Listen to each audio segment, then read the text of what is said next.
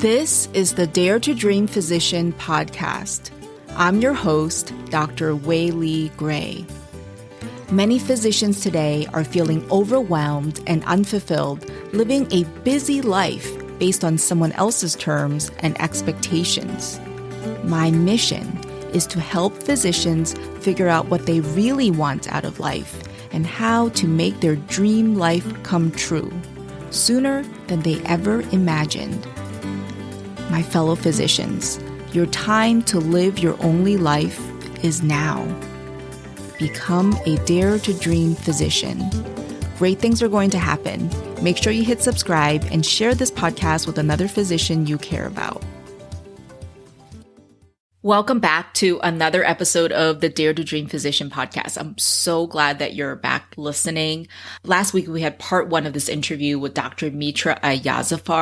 She is an ophthalmologist and oculofacial surgeon and owner of Capital I Medical Group in Northern California. She is also a courageous survivor of ovarian cancer, recently celebrating 7 years. I'm just so amazed by her story. I'm so honored to be able to have the chance to share this on my podcast.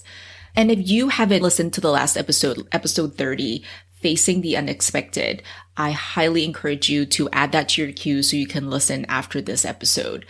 She is just simply an amazing human being, and she shares her experiences growing up in Iran, immigrating to the US, becoming a surgeon, and facing an unexpected diagnosis at the height of her ophthalmology career. In this episode, there is a part where Dr. Mitra shares her experience as a patient and the treatments and medical decisions that she made on her own. I want to make it clear that even though Dr. Mitra and I are both physicians, we are not your physicians, and the information shared here is solely her personal experience and is part of her story. And she has an absolutely beautiful story. So if you are looking for medical advice, we encourage you to seek the expertise of your physician for your individual situation.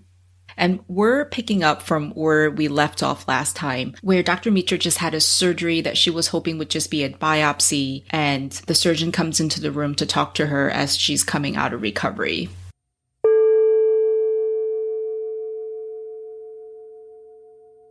And of course, it was several hours later when I woke up and I'm in the room and the surgeon comes in and all I hear is ovarian cancer. And then I didn't hear anything else. Everything else is just, bah, bah, bah, bah, bah. I'm still trying to absorb that.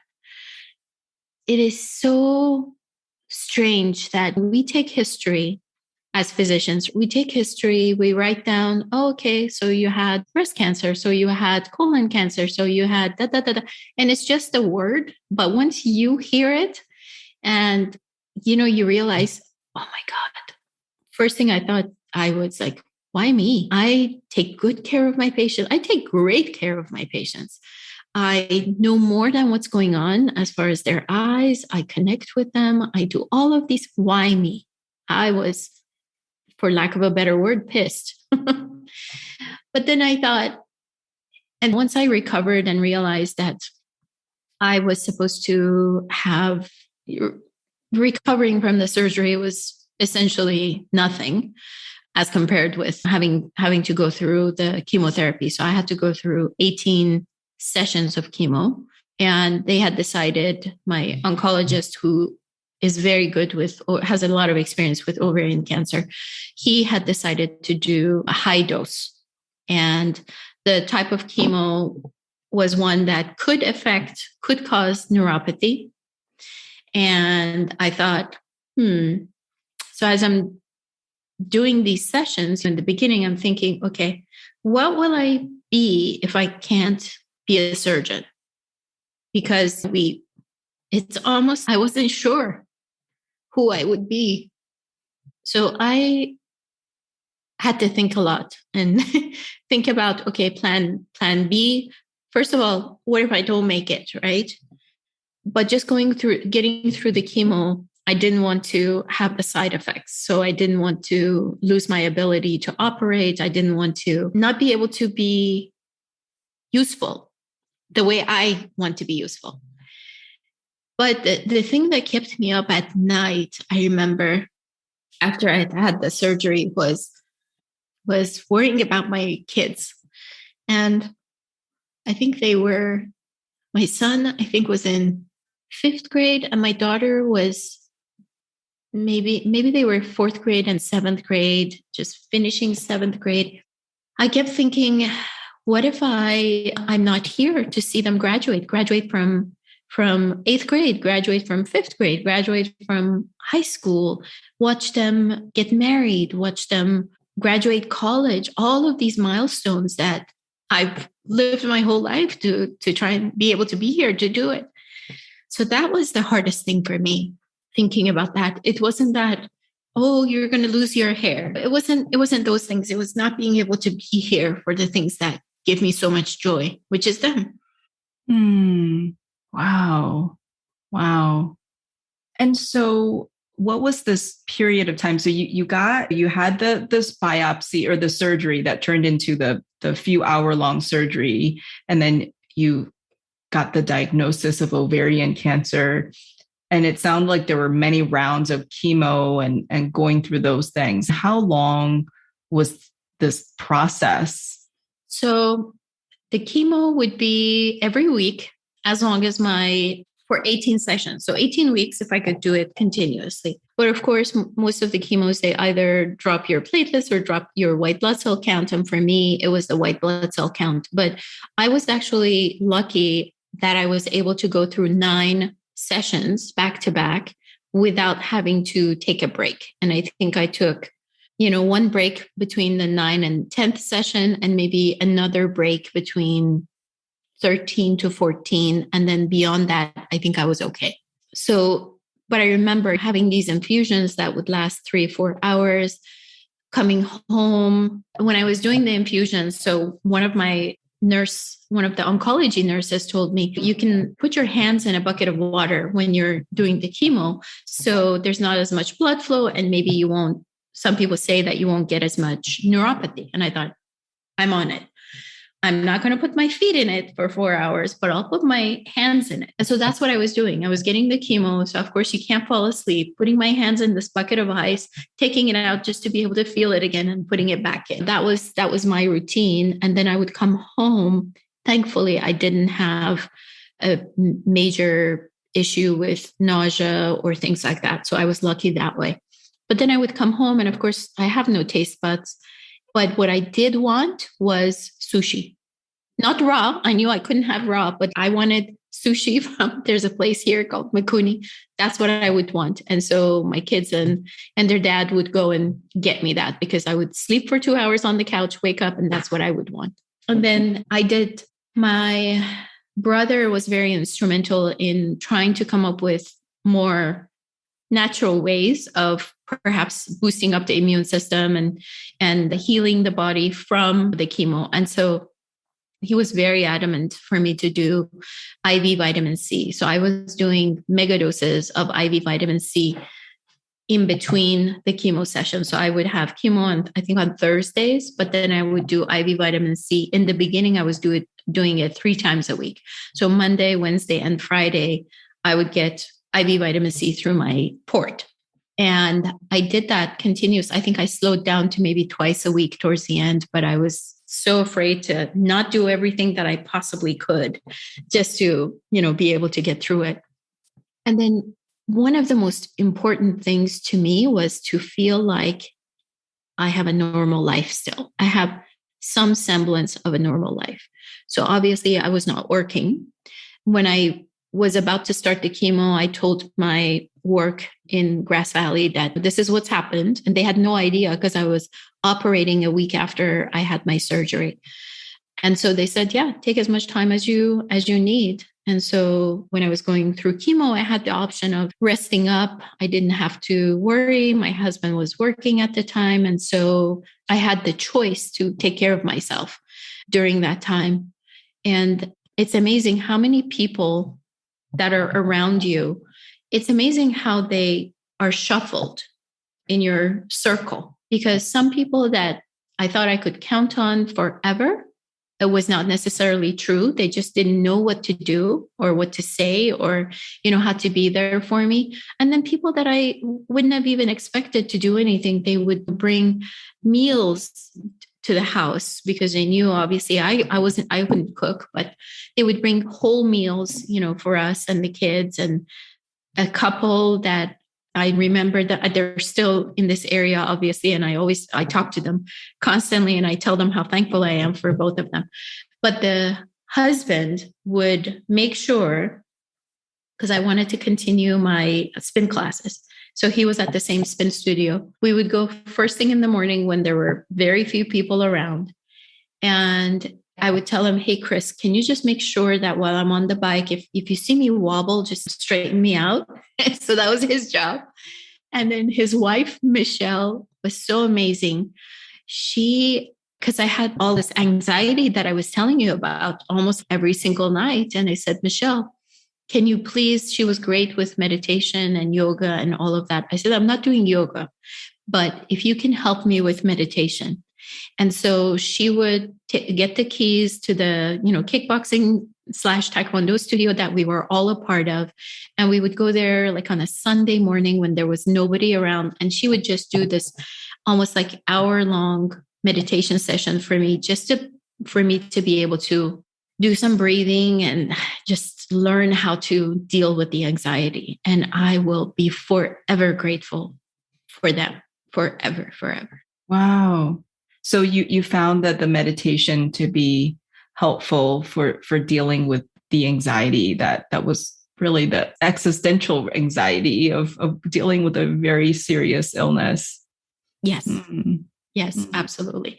Because it's interesting because when I was asking about, well, I have all this anxiety, this and that, and they were nice enough to set up a session with a psychologist which they had for all the, oncology patients. And I think the only thing that I was getting from that is medication, that they suggested medication. Well, at night, take Xanax. And I thought, well, how long am I supposed to take that? Because I have surgical menopause all of a sudden. So now I can't fall asleep.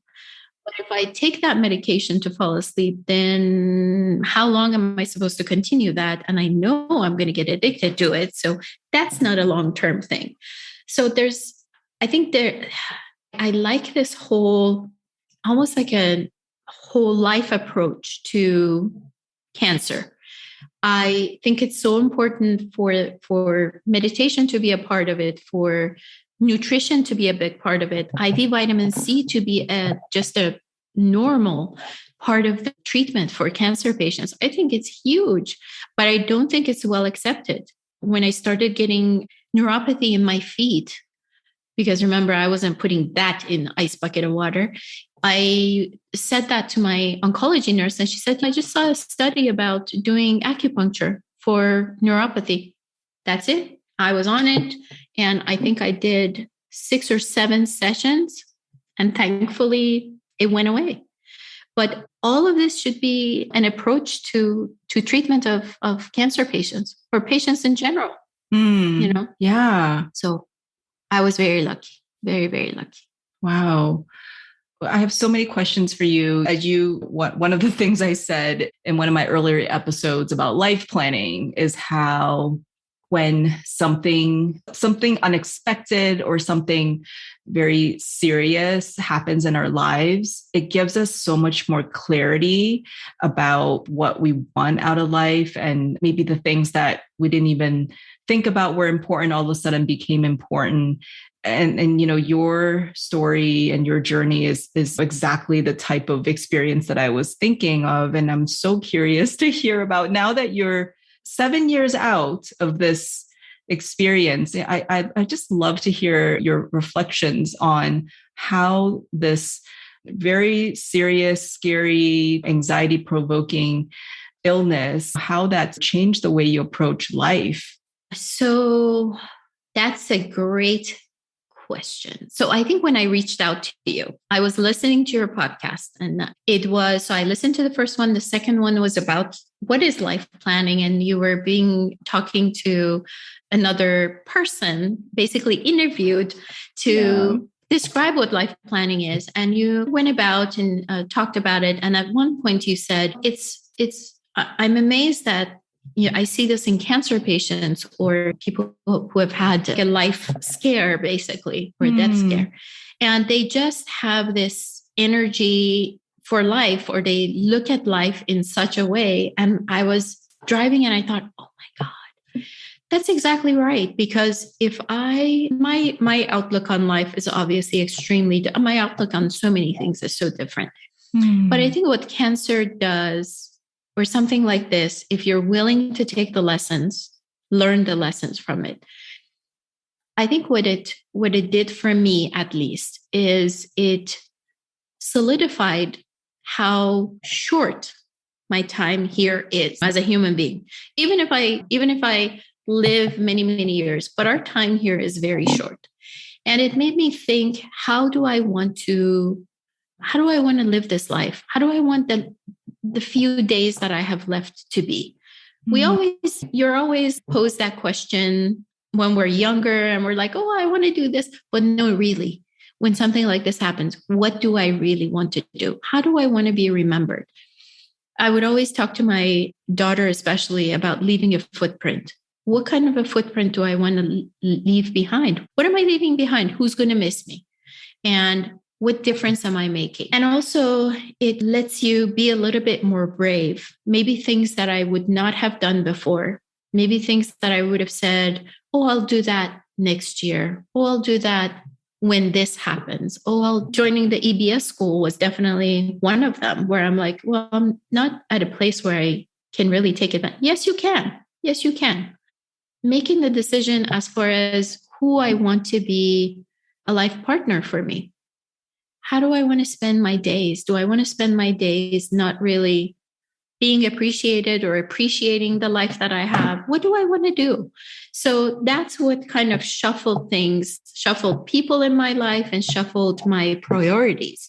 I think you and I both agree that I want to take care of my mom. My dad passed away years ago, but he passed away in 2008, and he was the social butterfly of the couple. My mom has always been more reserved, not as outgoing, but she is also, over years, she has lost her sight. So because of macular degeneration and glaucoma, and even though having had surgeries and injections and all kinds of things, she has lost her sight. And she is one of the most stubborn people I know, one of the most independent people I know.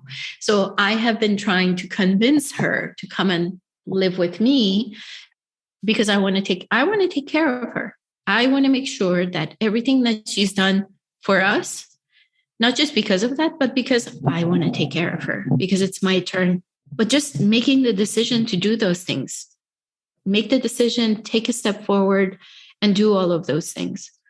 I think my relationship with my patients, if I had to put my finger on it, I can't tell you what it is that's changed, because I've always taken care of my patients. My patients have always felt it, but I think now it's on a different level. And I'm not on the receiving end, but I can tell you just from the reaction that I get back, I get so much more satisfaction and I get so much more feedback from my patients.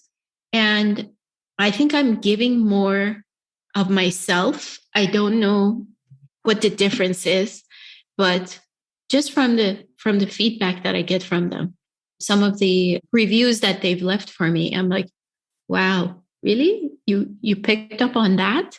It's not just she took care of me, she's a great doctor, but they pick up on certain personality traits or things that I would not have thought about. So it's unbelievable. Wow. And you mentioned about how, as a result of going through a serious life-threatening event, how it's sort of like even your relationships have shifted. Like you gave an example of how some people you thought would be there for you. It's not, maybe they wanted to be there, but they just didn't know how to be there, and how others, you didn't expect them to be making such an impact on your life and really came in at a time that you needed it. I guess I want to learn a little bit more about that. And you also mentioned you're more brave, right? You're bolder in how you live. Like you make a decision and you said, I'm going to act on this because I may not be able to do it next year. I don't know what next year is going to be like. Mm-hmm. And I want to understand that a little bit more because I think all of us can learn from that. And I say this all the time, like we don't necessarily need to, wait for that life-threatening event to happen to us to change the way we live. We can learn from other people's stories. And actually the whole process of life planning is to get us more connected with our mortality, get us more connected with what are the things that are really important to us and energize us to take action instead of just wait until something else hits us to push us into action. And so I really want to understand that change that you described. So I think just learning time has a different value. Obviously, it's irreversible, right? You can't, once you've lived this minute, it's gone. Once you've lived this hour, it's gone. But for me, it's almost like it's a lot more precious.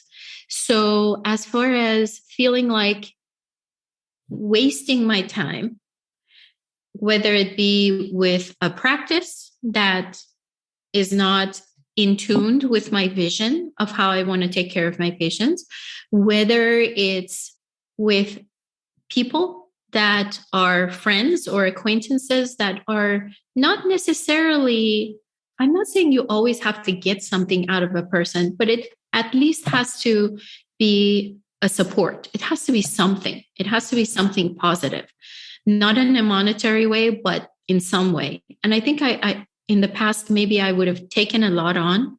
I would have said, well, it's because they're feeling this way. That's why. I would have made a lot of excuses for people. But I realized that, no, that's not necessarily true. And I just feel like I have more value for my time. One of the big things that happened during this time when I finished my chemo and I did go back to work, but the kids' father and I at the time decided to split. And I think it was one of those decisions where I thought, okay, if I'm here for another 6 months, and we have done everything we possibly can to stay together. Is this really how he deserves to live? And is this really how I deserve to live? Or would it just be better for us to be on good terms and yet not be life partners? And I think that was one of the major decisions that we made, or I made at that time, because it would have been just as easy. I think if I hadn't had the cancer, I think I would have just gone along until the kids both graduated high school or God knows what. And I think I just decided that I want to have an active part in how my days pass, my professional life, my personal life. I want to play an active part. I don't want to be a passive participant. I think that was the thing. And I think I realized that, you know what, I can do a lot of these things on my own. I don't need to depend on this person. I can buy a house. I can manage my finances. I can get myself out of student loans or whatever debt there is. I can plan for the future. Wow, what a concept. And I think I feel a lot more empowered, whether part of it was more cultural, where I decided, okay, I'll just let him handle it. But now I feel like, nope, I'm just going to take this class and I'm going to take EBS and I'm going to do this. I'm going to get as much information as I possibly can. And I'll go to people who do this for a living and just learn and do it. But just being play an active role in my life, changing the practice, making these decisions, it feels great. Not great when it was right before the pandemic, but it feels great because it's my decision. So it feels great because it was your decision. So many great quotes there. One is, I don't want to be a passive participant in my life. I want to be an active participant. And that's such a wonderful concept. And then you said you make some of these decisions and some of them aren't really comfortable. A lot of the ones that you've just cited are not comfortable decisions at all, but yet you felt like it was the right thing. It was the right, even after you made it, even if right afterwards they had some sort of difficult consequences, you still knew that you were doing the right thing. Mm-hmm. I think all of the decisions that I made or we made, I think they were I believe they were the right decisions. And just moving forward, my kids or our kids are our priority. So making sure that they are okay, making sure that they have all the love that they need, and that they understand that, yes, it's possible for two people to love each other, but not be the right match for each other. And I think they have a healthy outlook on that, I believe. Tell me more about your time and your relationship with your kids, because you said one of the things that you were worried about is, for example, not being there for them when they graduate and when they hit certain milestones. And it has been 7 years. And I think you told me at least your daughter has graduated. So what was that like? What was that? Was that an amazing moment when you were there for her graduation? So I think the most amazing moment was when she graduated from 8th grade and I was there. And of course, my hair was like maybe not even an inch long at the time. And I just couldn't believe that I'm seeing her graduate from 8th grade. Couldn't believe it. And in the beginning, I would have these blood tests to check for the tumor marker I think I was doing it every 2 months. And of course, I would do the blood test. And for 3 days, I was, waiting to hear the results. And then when it was good, it's like, great, we're good for another couple of months. And now, obviously, I never assume, but it's a little bit more comfortable. I don't do it as often, maybe once every 6 months. And of course, seeing her graduate from high school, and it was every single day with them is the most amazing experience. Just to know, I don't forget, it's always in the back of my mind that I am thankful that I have this experience with them. I wake up every morning and I don't think I've forgotten, but one day, first thing that I say when I wake up is, thank you for another healthy day. I thank God for another healthy day. I don't forget it, because this is my bonus life. I know it. This is my bonus life. So everything I do with these days, it's a lot more pressure to do everything I can with these days, but definitely I appreciate it so much. Wow. Yeah, that's so good. I think that what you said about not living passively, living more intentionally, and then just having that gratitude, just waking up and saying, thank you, I'm here. And just to be joyful when you see, because I'm just trying to think, my oldest finished 5th grade last year. It was really anticlimactic. And I don't remember jumping up and down with joy, even on the inside. When it was finished, it was mundane. And to have that realization that, well, I'm here. I was actually there when he graduated. That's such an amazing perspective.